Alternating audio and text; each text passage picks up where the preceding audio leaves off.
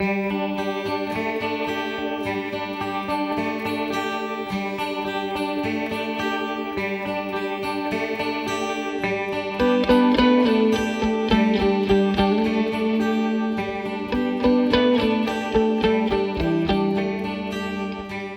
ekitaldea asko gustatu zait. Oso garrantzitsua iruditzen zaidan gai baten inguruan hitz egin digutelako eta gainera benetako bizitzako adibideak eman dizkigutelako.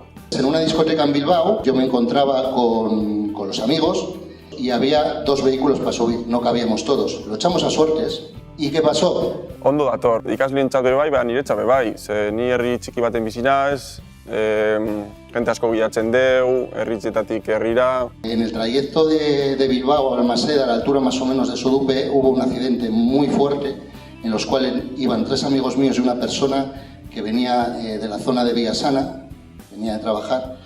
Fallecieron mis 3 amigos y la persona que venía. Gai hauei buruz hitz egitea behar dugu, azkenean pentsatzen dugulako bizitza ez dela bukatuko edo gutxienez urte asko daudela oraindik bizitzeko. Tener en cuenta que cuando somos jóvenes nos creemos inmortales y os acabo de contar una experiencia la cual demuestra que no lo somos.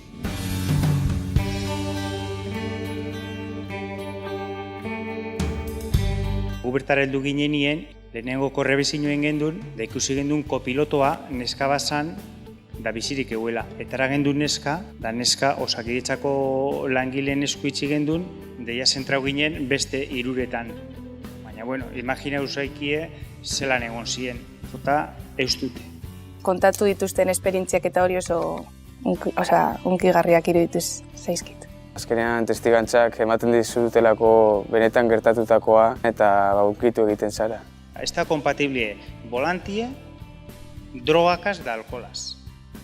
0 distracciones al volante, móviles, tablets, cualquier cosa, y 0 velocidad excesiva, no la velocidad excesiva. Bakarrik goazien bideoa, seguramente aspergarria izango zen, ze ikasleek 10 minututan ja atentzioa galdu egiten dute. Da honek lagundu dugu pixka bat, ikasleek atento goten, interakzio modun egon da, bai, klabea izan dela uste.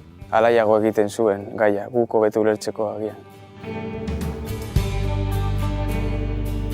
Errepidean ordea askotan ez daude bigarren aukerarik. Eta damik dioen bezala zuk ez duzu ordezkorik. Oso ondo, eskerrik asko Alai!